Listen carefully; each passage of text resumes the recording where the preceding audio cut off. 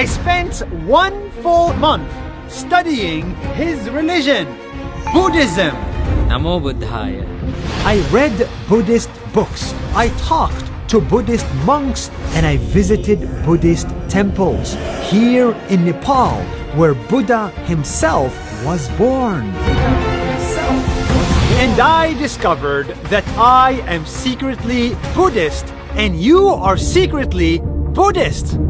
But first, some background. I am on a 6-month challenge to study 6 top religions, one every month.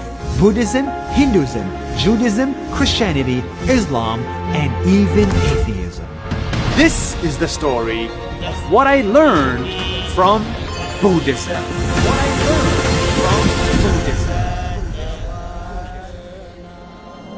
Buddhism started with this man, Buddha.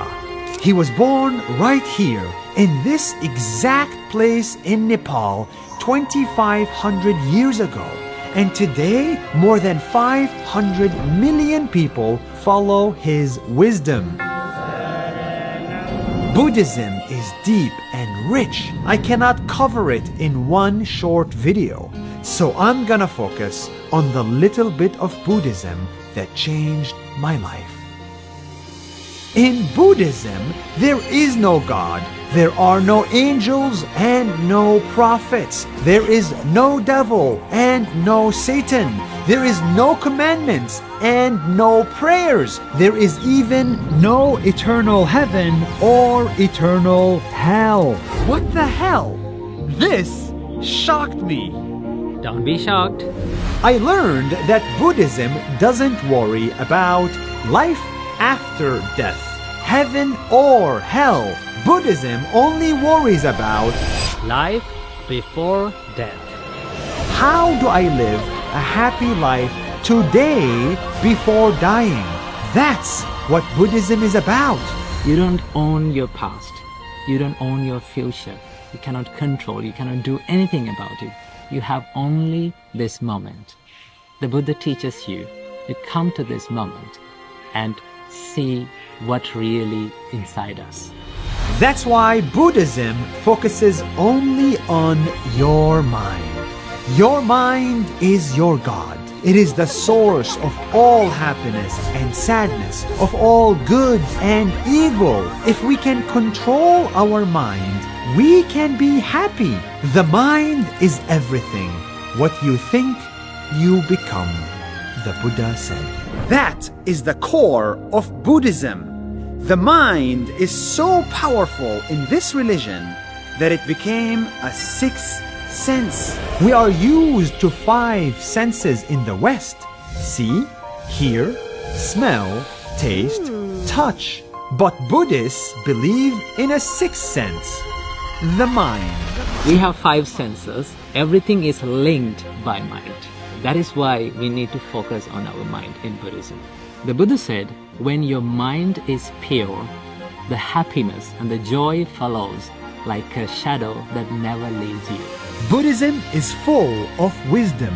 When you read the religious books, you'll get the step-by-step guide on how to control your mind and make it happy. Yes, Buddhists think it is possible to live a happy life today. This is how.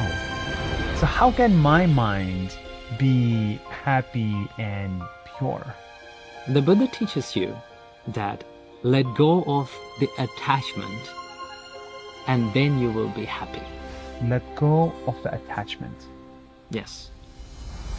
Let go of attachments. Turns out our mind gets sad when it gets attached. You get attached to money, to people, to emotions. And when your money is gone, then you suffer. When your father is gone, then you suffer. When your job is gone, you suffer because you are attached to all of them. When we get attached to things, we expect a lot. When we expect a lot, sometimes we don't get it. When we don't get it, we become sad and we suffer. Expectations is the thief of joy. Really. Buddhism teaches us not to get attached. Because in life, nothing lasts forever. Our parents, they don't last forever. Our job, it doesn't last forever. Our nice car, our country, our money, everything will be gone one day. Is there anything that's not subject to change? Yes, What is it? that is the process of changing. So, this is a true story. I did a 1-hour meditation today and I almost cried.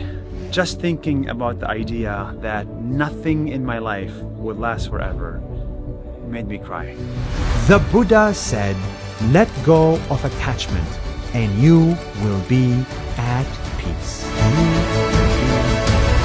This sounds simple, but it's really hard to accept. It's hard to accept that your job will be gone and your parents will be gone too. And that's fine. You can still love your parents, but you must accept that they are impermanent, that your happiness cannot be attached to them. Love and attachment are two different things. When you love someone, you love seeing them grow and becoming happy. But when you get attached to someone, you expect them to make you happy and ask, why are you not making me happy? That's the difference. Yes. I spent 1 month trying to understand this concept, and here in Nepal, talking to Buddhist monks, it finally clicked. I finally understood it in my company. People coming in and leaving the company. It's hard every time to see somebody come and then after 2 or 3 years they leave. Every person that I work with, I'm not going to work with forever. And I didn't realize that until recently.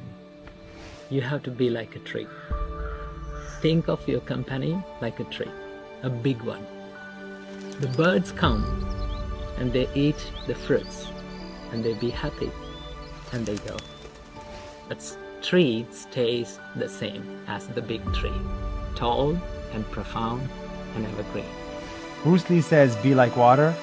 In Buddhism, be like a tree. Buddhism taught me that happiness does not come from the outside. It comes from the inside. It has always been inside of us, here. And the best part about Buddhism is that you don't have to convert to it. It is not just a religion, it's also a philosophy, a way of life. Take what you want from it. Dalai Lama once said that do not try to use Buddhism to be a better Buddhist. Try to use Buddhism to be a better version of what you already are. If you understand the power of your mind, you can become a better Muslim, a better Jew, a better Christian, and even a better atheist. And that is the beauty of Buddhism. It can help all of us become better humans. See you next month for a video about Hinduism. What an incredible experience. Learned so much, inspired so much. Now to the next challenge.